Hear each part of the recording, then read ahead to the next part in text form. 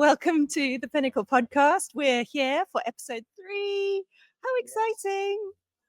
Ross, Ooh. this is an exciting moment. Okay.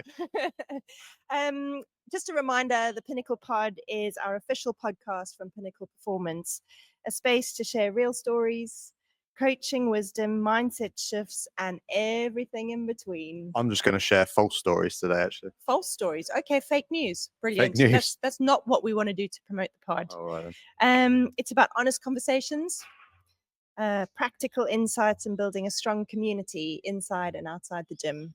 So that's why we exist. That's why we do what we do. Like I said, it's Ep.3, which is hugely exciting. And on the back of the conversations that we've had, we thought today we'd talk about training, why you train, what motivates you to train. We'll touch on things like self-sabotage. And more importantly, we'll see where the conversation goes, because with these two, you never really know. So we like to start the week off with my co-hosts, Andy and Ross, introducing yourselves, and then go for what have you learned this week? I think, Ross, you go first, pal. If you go first, Oh. that would be fabulous. So kind. What have I learned this week? I've learned that as a Scotsman, you shouldn't go for a run in the middle of the day in this heat. It's pretty brutal. Dan's decided to program in a lot of plyometric stuff into our training sessions. Okay, wait, hold on. Plyometrics. Jumping. Simple terms. Okay. Jumping and bounding. Yeah. And then at the end of that session, it includes a run, and the run was the savage bit. What are you training for? I don't know. Oh, brilliant! So you're Just training. survival. Okay, but brilliant. I feel like it's going the School opposite of way. Hard Knocks is what Yeah, you're training it was good for. fun, to be fair, because it's more like a little bit of fartlek training. So you got like 100-meter run, a bit of a walk, a run, a walk. So it wasn't too bad in that respect. And actually doing it, it felt okay. It was when I got home. That's when like shit hit the fan, and I was like midday. Yeah. In the one week of the year when England is in summer. Chucking back pork scratchings and brilliant. Anything sugary. For anyone who's listening, we'll have a session on proper nutrition. Pork scratching's probably not the best of things. Okay. Depends when you have them, I suppose, or how much you're having is probably more the takeaway from that. So learning this week is don't go for a run in the midday sun. Maybe wait till the evening, Ross. Yeah, a little bit more sensibility. But again, you were with Dan, so you know. Andy, how about you? I think mine is having 4 kids, as you know. I keep on mentioning it. They're young, aren't they? And they're just there in tow, aren't they? Yeah, there's a few of them just running off here and there, especially when you've got 4. Having 2 kids, well, 2 girls and 2 boys. You having two boys, yeah. So you understand where we're coming from there. I would say, when does it get to that point when they just don't need you anymore? Because they're always there in tow, aren't they? And it's hit me really hard the last, I would say, year or so, where just literally done my daughter's prom, and my oldest daughter, she's now leaving college. Yeah. And I'm sat in the living room on my own, and they're just not interested unless they want food or a bit of attention. Ooh, tough one. Yeah, that's my learning. It's emotional learning. Emotional learning. So, okay, that's really, I'm itching to dive into that and go, so what are you going to do about it and all that sort of stuff. But this is not a coaching podcast in that sense. No. But you're right. I felt that on a micro level in my son who's going up to senior school next year, or what do you call it, secondary school in this country. And he won't hold my hand anymore in public. Oh, really? Yeah. So he's like, all right, Mum, see you. How old is he? 11. Oh, okay. I thought you said 21. 21. Do I look like I could have a 21-year-old, Ross? Absolutely not, actually. Yeah, correct. Right answer. So yeah, no, I totally agree. That's probably a whole subject on its own, though. We could talk about parenting and the losses. That's your learning. So your learning is. What my learning is, to go and learn about how to accept your children growing up. I think it's more a realization in it than a learning this week. Yeah, I call it realization, but from the realization, I now have to go and learn about how to cope with it. Coping mechanisms. Yeah, a whole heap of money to spend on therapy then. I already do therapy already. Do you? Well, I have a sports psychologist actually who I've worked with for about 5 years, and you think that you are using them for sport, but it's not that at all. But actually, it's not that at all. They I would say maybe 5 or 10% of it's the sport related thing, Yeah. psychology of what you're doing, how you're going to do it. Mm. But actually, we worked on how to get yourself in the best place possible to go to an event and the decks are clean. Mm. Do you understand what I mean by that? Yes, totally. It's, So it's you're a in a mental good game. mindset. Yeah, it's a mental. But you can train your body as much as you want, but it's a mental game, isn't it? But we're going into detail here. Yeah, Which, we are. Let's move on. Let's move on. So I wanted to say something about that now with your kids as well. We can always The come back to thing it. we can always come back to it. The only thing I would say is they are aging, but we are aging too, and that's the thing you forget. Like you still feel that you're probably 12, 13, 14 years ago, the same person, but except when you get out of bed in the morning and you feel somewhat Yeah, we do. older. My learning this week has been all about agentic AI, mesh frameworks and architecture, and how to build various agentic frameworks. A lot of the come on. 2 You said seconds I on. could share what I do. So, okay, thank you. But a lot of the companies I'm working with at the moment are looking at how agentic AI, which is a different way of doing AI, is going to revolutionize the world. And I think it's a fascinating topic, and I could probably spend a lot of time talking about it. But Ross is yawning. It's And gone mostly over my head as well. But has yeah, it? Okay, Yeah. sorry. But I can We're not bore on you that with level. it. No. It's super interesting though, super interesting. And actually it's like every business ought to be thinking about how this is going to revolutionize not their business, but what they do in their business and how they do it. So it's super cool. Anyway, more on that to come another time. So today we're focusing on why we train, and we've spoken about the journey of the gym. We've spoken about why Pinnacle exists, and you guys have come into coaching and we've spoken about that, which is super cool. But like, why do people train? Why do you train? What's your motivation? Who wants to go first? I reckon Ross. Oh, do you want me to go first on that? I think having spent probably how long have you been in the fitness industry?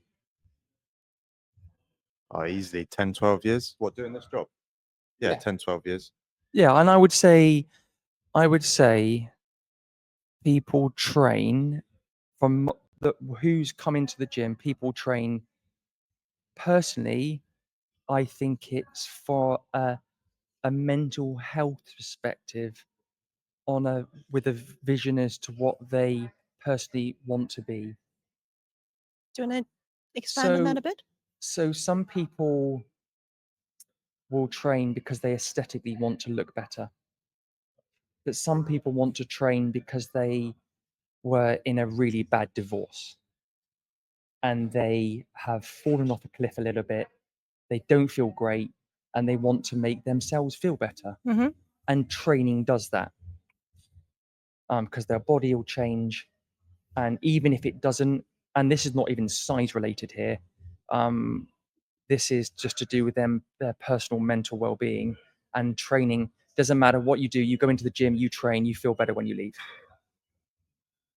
We've got people here that if there was no training or they couldn't train, it would be probably not a good time for them. And I remember when we had our flood, a lot of people, the reason why they helped us so much because they didn't want it to close, did they? Yeah, they wanted to come back and train. That would be one of them. And I would say, for me personally, if I don't have a purpose, I'm bad shape. Okay. Bad shape. I grew up in one of the roughest European cities, and it was basically drugs, drink, gangs. And if I hadn't joined the British Army and had focus and had purpose and gone on that way, I'd probably been in pretty bad shape. Yeah. So people coming in because they aesthetically want to change their bodies, but there is also a mental element where people coming in because it mentally helps them feel better. And then there is on a physiological level, the dopamine hit that you get, isn't there? The chemical reaction of training, which people crave, don't they? Everybody knows that. Yeah. That's the funny thing is social I media. don't think everyone knows that. I think people will come into the gym because they want to lose weight or they want to tone up or something. And actually they then get hooked because they think, actually, I feel good when I come to the gym. And that I don't think people truly appreciate on a physiological level what's happening in your body. I could rewind on what I said there. So right and wrong. And there is no right and wrong. But what I'm saying is for example, in I'm born in 1978. It's old. And I would probably say my generation, we don't need to go whether it's millennial generation, whatnot. What I'm saying is my generation training wasn't normalized. No, it Whereas was a thing you Ross did. is high end of millennial He's also age. struggling to stay awake And by the looks what of I'm it. saying is, if I was to ask Ross in a minute, training is more normalized in their world. And what's really good from a gym Interesting perspective comment, yeah. is that millennials who know that are now becoming more financially free because they're in the sort of mid 30s. They're coming towards mid 30s and they're more financially free, or they're in better jobs that help them to think about looking after themselves. Whereas I think people from my generation and older, if I look at my dad, for example, he knows that he needs to look after his body, but he's never ever going to go near a gym. No, a bit's a foreign concept to them, isn't it? That's Absolutely. not what you do. You do it through your life and what you build. Yeah, I'm interested to hear your perspective, Ross. So go let's start again. Why do you Well, train? I feel like Keir Starmer's doing a good job at not making me financially free. But apart Well, from that is true. There's another podcast in that one. yeah. Jeez. Sorry, what was the question? What did you want to know? Why do you train? So Why do I train? Andy's made a Well- reference to age differences and different ways of approaching training, but Yeah, tell a us why quick you one I train. wanted to touch on one of the topics he discussed. My experience of people coming in and wanting to train initially is from a very sort of physical point of view. Yeah. And then after the first session, they quickly realize actually this is incredible mentally. Yes. And actually then the physical side of it obviously doesn't take a back seat, but then they start to come because they feel emotionally better when they didn't. Quite often not, the feedback I get is they said, I had no idea I would feel this good mentally. Yeah. I was just here for the physical stuff. Yeah. So that's sort of my feedback from that. But do you mean like why do I train personally? Well, why do you, Or- well, as well? Yeah. Yeah, so from a personal point of view, like Andy said, from like he has to have a purpose. Mine used to be that way. So all my training was either for rugby, or then it was for strongman, and then it was for like jujitsu / sort of bit of sailing as well. So mine has always been. My dad actually instilled in me from a young age that if you get in the gym, Ross, and you put the effort in outside of that sport, like at the time it was rugby, then you'll enjoy your sport more. And that can be from a professional point of view. That can be from an amateur point of view. Yeah. I think if you have some level of base fitness, Yeah. then whatever sport or hobby it is, active hobby it is you're doing, you're going to enjoy it and get more out of it. 100%. Yeah. And that's kind of always been the crux of why I've trained. I've not competed in anything for a while, but I think now it's just become, rather than a motivational thing, it's now just the motivation is gone. It's out the window. It's now just a discipline thing. Interesting. And like you go and do your fruit and veg shop a week, or like you go and do whatever, go fill your car up every Struggling week to or find whatever. things Yeah. to do. Oh, very sheltered life. This is All I do- exciting. yeah. What do you do in a All I week, do is Ross? train and shop fruit and veg.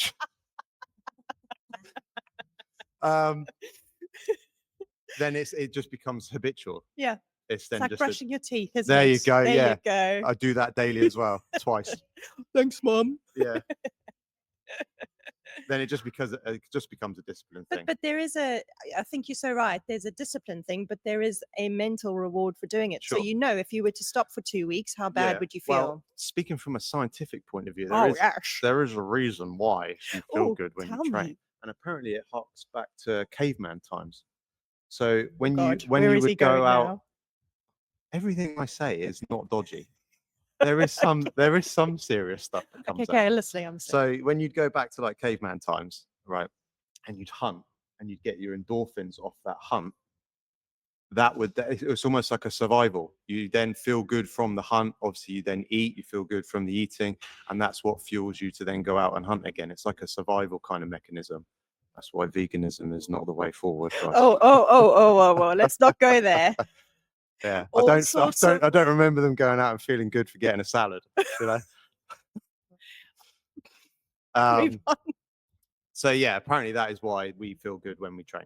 It's that stimulation of movement in the Yeah. body that Yeah. then wants you wanting more. It's a chemical basically. reaction. Yeah, it's a chemical reaction. It's exactly the same chemical reaction that marketeers use, that social media use. Yeah. It's the same physical reaction in your brain that happens. Speaking of marketeers, actually, one of our key supporters of the Pinnacle Gym. I like what she did there. Did that you was like? good. Was that good? Was Yeah, that smooth? was good. One of our key supporters of Pinnacle Gym is Vicky Lincoln. So Vicky has a garden design business. Yep, she's on. You can't see it in the pod right now. Andy's pointing to it, but she does bespoke gardens and landscapes that make you feel good every day.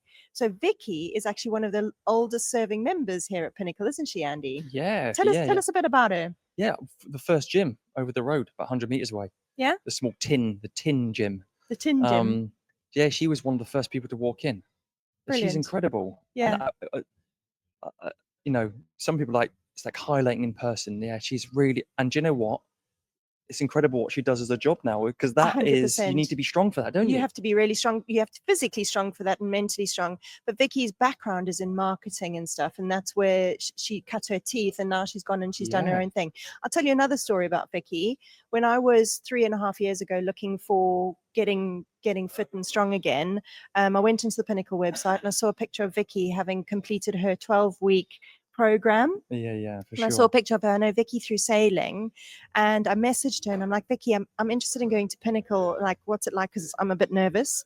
What we spoke about last week. It looks like a really serious gym, and I'm not really a serious gymmer. Yeah. And she was like, you should come along. It's really great. And oh boy, am I glad that I did, because everything that we've just said about feeling good mentally, physically, and all of that sort of stuff has been so true. So it was only down to Vicky, and I had a conversation with you, but it was down to Vicky bringing me in and saying you should come, and I get to see her regularly as well. Yeah, the continuity in here is, that's one thing I love about this place. We've got members. We've said on the previous podcast, we've been here such a long time, haven't they? Yeah, which I really love. Anyway, that was a little sideways move into. I like that. We learned that's one of our. We'll slip that into the podcast. Slip that into the podcast and make sure our supporters are rightfully called out. Can we tag her in the thing as well? Yeah, we'll tag. Let's tag her. Cool. We'll start doing that. It's a great idea. Do you know how?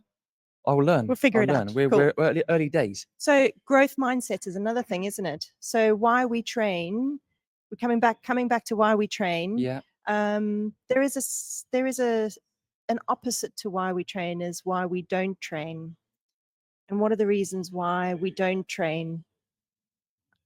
The term is self-sabotage.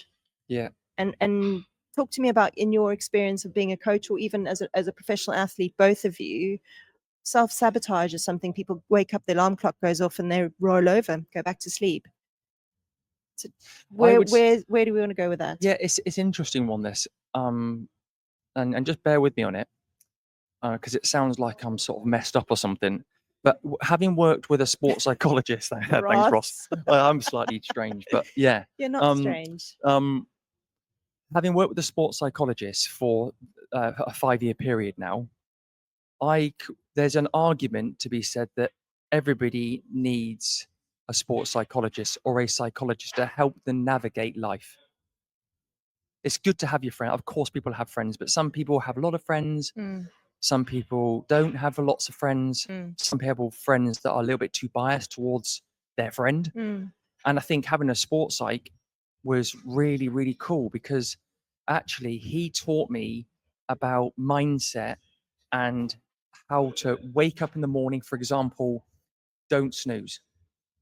When the alarm goes off and you're supposed to get up at 7, no snoozing 3 times. That's not a thing. And what you've planned to do in that day, do what you plan to do in that day. Yes, it might not go perfect, but you aim to do that. Yeah. And for me, training wise, it's like I am going running at 7 o'clock. Yeah.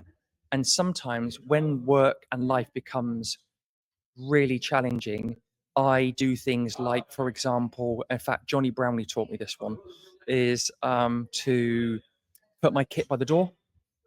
That's one. That's probably one. And the other one is just put your clothes on, put your training gear on. And so you can't stop yourself from doing that. But what if you wake up and it's raining and it's a bit miserable outside and you feel, I had a bit of a later night than normal, feel a bit sleepy, just be so nice to just roll over and go back to sleep, mate. That's what I'm saying. Yeah. You have to put those principles in place to have that continuity to be able to not stop yourself or sabotage because once you do it, it's great, isn't it? Once you get there, the amount of 100%. people I've had a conversation with, they said, Yeah. I didn't really want to turn up today, but But now I I've did. seen you or I train now and Mm. you've talked to me, I Mm. feel great, and they go off on their Mm. merry way. Yeah. Okay, just before you add in there, because I'm sure it'll be a gem. So, yeah.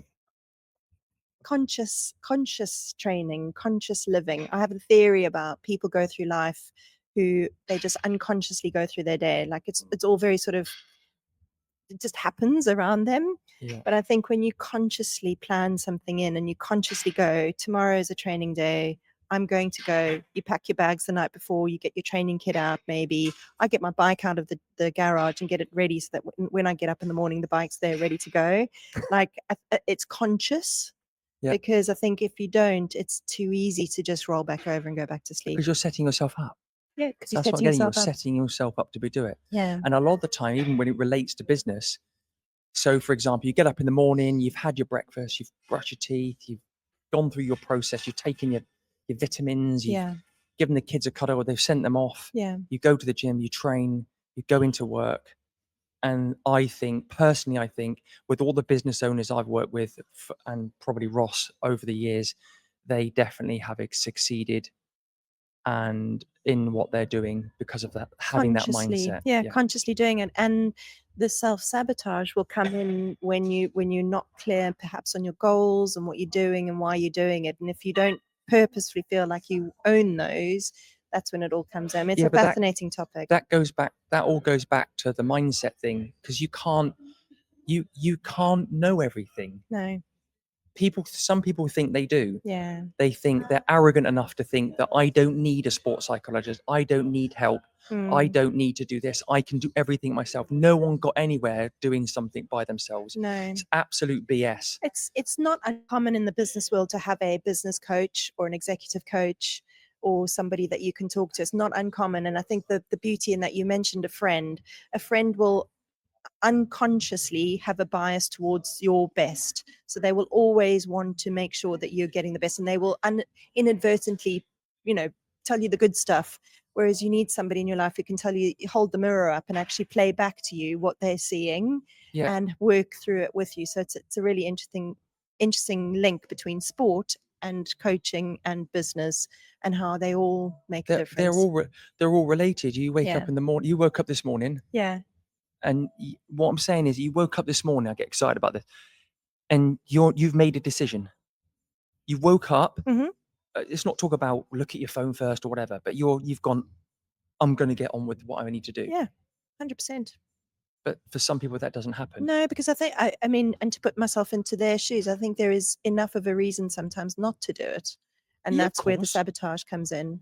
Ross, let's bring you in here because I'm keen to hear your thoughts as well. This is actually quite an interesting topic for me personally at the moment, because self-sabotage isn't entirely something I'm familiar with personally. As I've mentioned before, my dad was a big influence growing up that instilled quite a lot of discipline in me from an early age.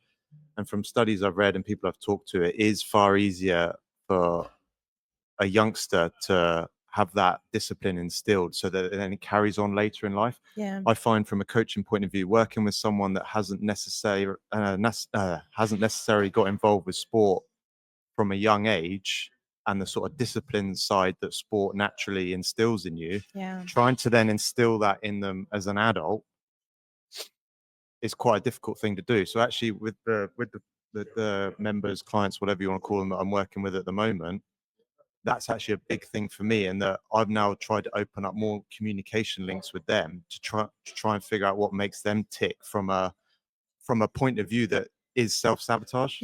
Trying to come at it from that angle, like, what is going to get you in the gym? What do I need to do that's going to get you in the gym? Because from a personal point of view, like I said, I don't understand it, because I've always been that person that's always got themselves in the gym, whether I'm injured, whether I'm ill, whether I don't feel like it, whether it's raining, it was always like, you just get it done. Don't give yourself the option or the excuse. If you literally just don't give yourself the option or the excuse, then you have to do it. There is no room for self-sabotage. But like I said, not everyone has necessarily Wired had that that way. instilled in them No, or been wired exactly. that way. So now for me, from a personal point of view and from a coaching point of view, I'm actually I'm on a journey Oh, good. of discovery. You don't have to say it like that. It's okay to just To own it. such an Americanism that I can't stand it. To try and figure out why people self-sabotage. Yeah. The only thing I can sort of liken it to a little bit is, from a personal point of view, is when I was playing rugby, I wasn't always the most confident. I was always told I had the most ability, but I wasn't always the most confident. So maybe from a self-sabotage point of view, maybe from a personal point of view, it's that little voice in your head that's saying, "Oh, you're not good enough," or "You can't do this." That can be the only way I can relate to. Confidence plays a big part. The other massive part is Yeah. why you're doing it. Yeah. So I'll give you a really good example. If I wake up in the morning and I'm feeling, as women do, we wake up, you feel a bit, feel yourself, you're feeling a bit fat, you put a pair of jeans on, you feel like you're feeling a bit fat. I'm like, right, okay, I need to focus for the next week on what I'm eating, get myself back in shape. I'll do that because I feel I need to do it. If, however, somebody close to me that feels they can do this, but they're close enough to me to go, you're looking a bit, you should really lose a bit of weight. Do you know what I'll do? I'll go and eat.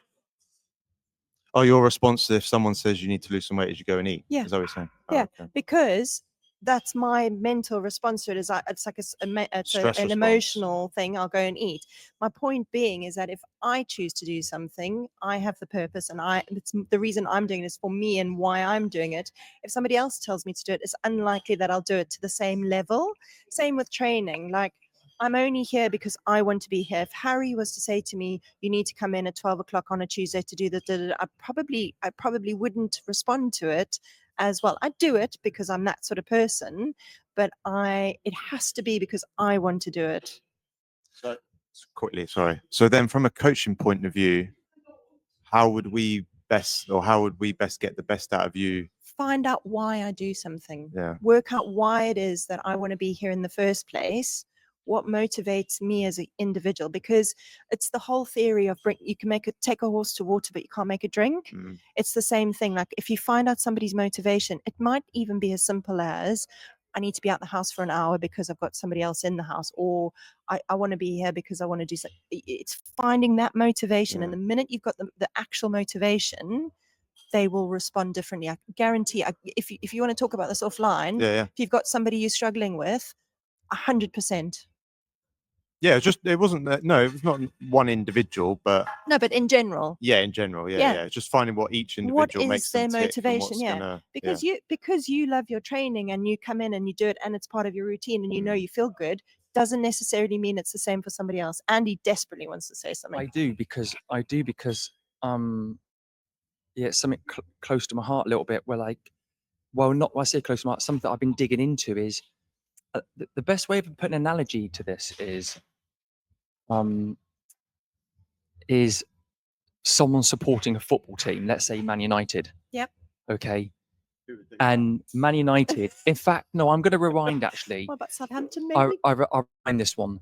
I worked in an army unit where it was full of people. They're all Middlesbrough supporters. I Yeah. was based in Catterick, obviously the northeast. And when Middlesbrough lost, it was like the shittest week going because they're all down in the dumps. Yeah. So they were controlled by an outcome that they can't control. Mm-hmm. What I'm getting at is Man United lose or having a bad time. You shouldn't bring that into work. And people are controlled, or people try to control people through something they've said that you've exacerbated or made up in your head. Do you understand what I mean by that? I'm struggling to relate that back So to someone's why coming you up do to what you you. do. No, I'm relating it to what you said. Someone said to you that you feel fat, or Yeah, you about look an fat. eating Yeah, thing, yeah. right? Now I would train that out of yourself, because essentially someone's controlled you. They've controlled your action I hear what you're saying. through what they've said to you. Yeah, I completely agree. That's a whole different conversation. I was just using the analogy of, if it isn't based on what I want to do, then the response will be different. So take it out the fact that Yeah. that was That's just an another example. subject, though. It's totally another subject, we- because I think the way you respond to how people talk to you is huge. And Well, what they that say happens to all you. day, doesn't it? Yeah. That happens all day. Someone walks in, they don't talk to you. Perfect. Perfect. Oh yeah, Ross would like that one. But so just bringing it back to the self-sabotage thing, I think your point, Ross, is true. But also, I think it's really important that as an individual, you know why you're doing something. Because if you're not doing it for the right reasons, you've had something recently in the last month that you've recognized that you weren't necessarily doing it for the right reasons. So you may have walked away from it. I'm not gonna I mean, talk that's about it, but no, yeah. no, we're not going to talk about it. But just as an example, Yeah. if you're not in something for the right reasons because you want to be there, Yeah. it feels different. Yeah. So relating that back to coaching, taking ownership from it and preventing the self-sabotage. The other thing I would say is it's going to happen. There are going to be days when you wake up and actually it ain't going to happen. You're totally true. And do you know why we know that we are very, what's the right word? That we're very keen on this subject? It's because for the first time on a podcast, we're all sitting in on each other here. I was going We're to all- That's true. my Look own at that. mic, so I We're couldn't getting- chip in. For those of you who aren't watching the video, but and listening, we are all literally sitting forward. Oh, like Like almost we're like all- in a huddle, as though we are. I'm going to bring balance to the force and sit back. Well, when we did the first part, we're all sat back very, like we're all very- chilled. Now we're all a bit passionate about something. we are, Everybody's sitting forward and we're getting emotional about it. which is awesome, isn't it? But it's such Yeah. a big topic. Yeah, it's massive topic. So Massive there's topic why we lots to train. talk about. We can talk about psychology and your response to stress situations. We can talk about how you train and why you train. I mean, there'll be days when I train harder because of something that's happened in the day, and there'll be other days where I don't train as hard because of something that's happened in the day, and that's controlling the controllables. But you still turned up. But I still turned up. And that is the main thing. That I always do, actually. I always do still turn up. Because that's the other thing that I try and communicate with my guys is that it's better to turn And up girls.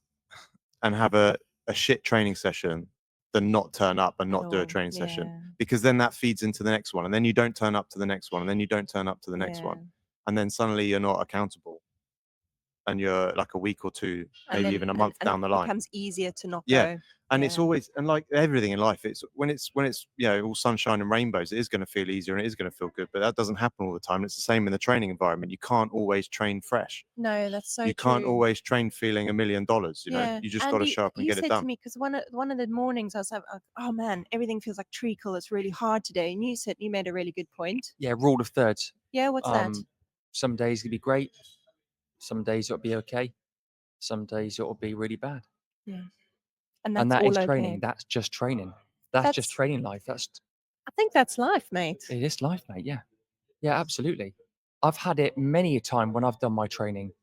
And, and going back to what people say to you, we are motivated by lots of different things. Mm. I cycle in a cycling group on a Wednesday, lovely group, really nice people in that. And actually no one's ever done anything wrong to me at all.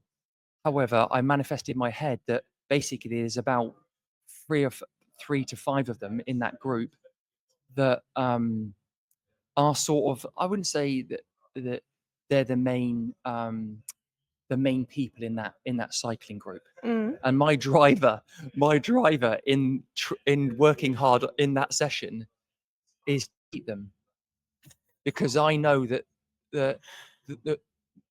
if I do well in that chain gang, it sounds a bit dodgy, that does, but a chain gang is basically a group of cyclists that basically go from one point to another point in the fastest manner. This is like the Tour de France. At the interval when they put up the yellow jersey with a name, and then have you watched the Tour de France?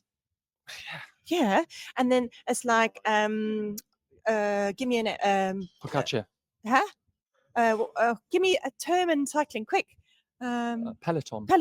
Peloton comes up on the screen. Yeah. Then they go into the ad break, and then they come back and they give you the example of what Peloton is, and they say this is what it is. Yeah. You've just said chain gang. Yeah, Sorry, chain gang. total So, segue. A chain gang. I turn up to a chain gang, and if I do well in that, these people don't talk to me. Oh, interesting. So that's But my you've driver. made that your mission now, Well, I've made it my mission, but because you can. they basically don't like you because you're doing something that they don't want you to do. You think? You Have you think. ever had that conversation No. with them? No. Right. So that's my point. I've completely self-sabotaged and manifested something in my out of head nothing. out of nothing. There you Because go. I'm sure it's absolutely fine. Let's have a beer together. Is that a self-sabotage or is that a motivational factor? Because Michael Jordan would do the same thing. He would make up scenarios in his head.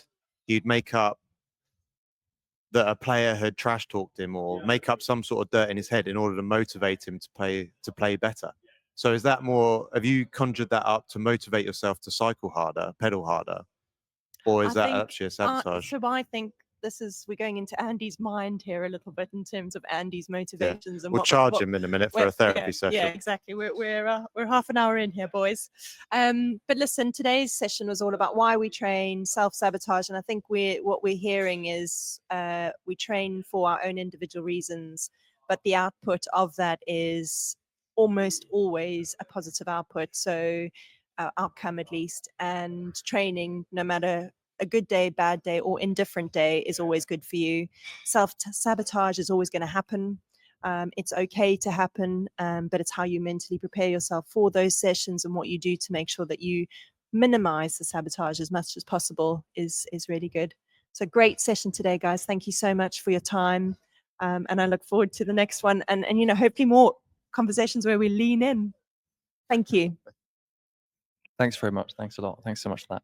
Yeah, thanks for listening. Cheers, guys. Appreciate the support.